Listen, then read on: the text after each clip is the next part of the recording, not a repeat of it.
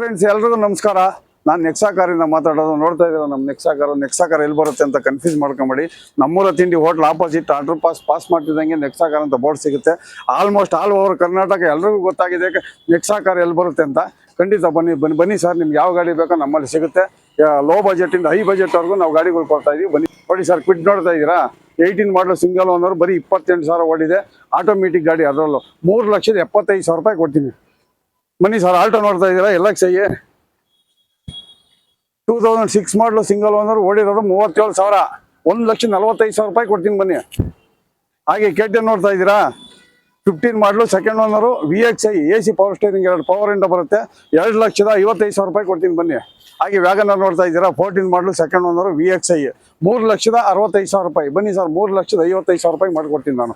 ಇನ್ನೊಂದು ನೋಡ್ತಾ ಇದ್ದೀರಾ, ಇದು ಕೂಡ ವ್ಯಾಗನರ್, ಇದು ಕೂಡ 10 ಮಾಡಲು ಸಿಂಗಲ್ ಓನರ್ ಗಾಡಿ.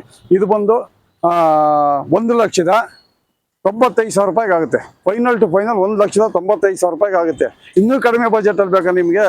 ಕಡಿಮೆ ಬಜೆಟಲ್ಲಿ ಅಂತಂದರೆ ಕೇವಲ ಬರೀ 85,000 ರೂಪಾಯಿ ಕೊಡ್ತೀನಿ. ಸ್ಪಾರ್ಕ್ ಗಾಡಿ ನಮ್ಮ ನೆಕ್ಸಾ ಕಾರಲ್ಲಿ 80+ ವೆಹಿಕಲ್ ಇದ್ದಾವೆ.